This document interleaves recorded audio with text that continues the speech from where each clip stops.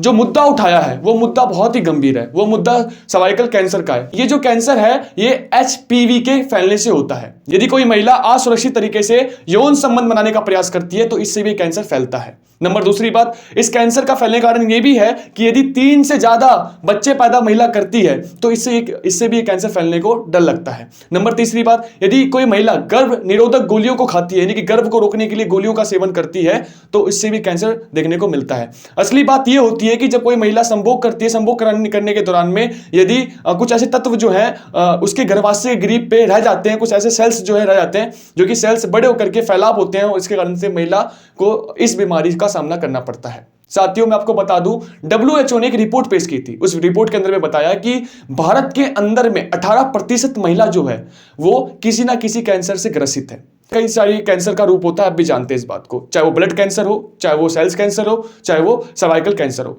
ना जाने कौन कौन से कैंसर होते हैं।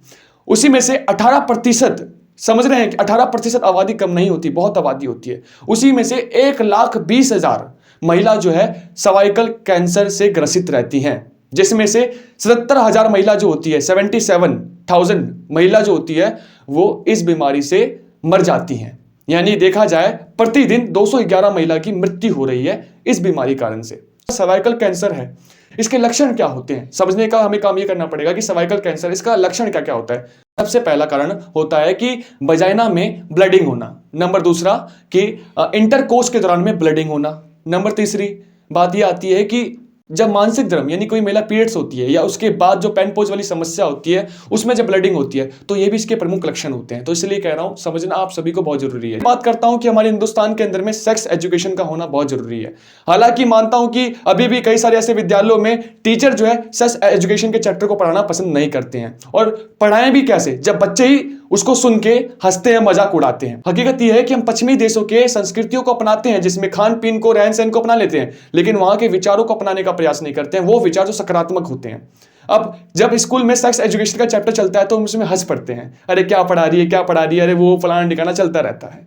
लेकिन साथियों हकीकत में देखा जाए तो हमें समझना पड़ेगा कि हमारे जीवन का एक महत्वपूर्ण हिस्सा है।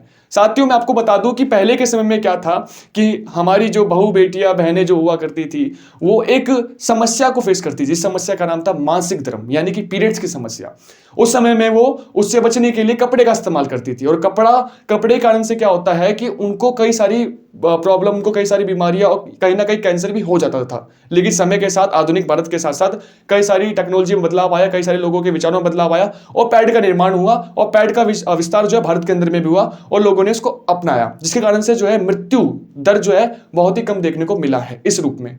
साथियों नंबर तीसरी बात करने का प्रयास करता हूं कि जो ये आपका जिस प्रकार से पैड का विस्तार पूरे भारत में हुआ सकारात्मक तरीके से, इस प्रकार से इस बीमारी का भी विस्तार आप कीजिए और आपको समझना पड़ेगा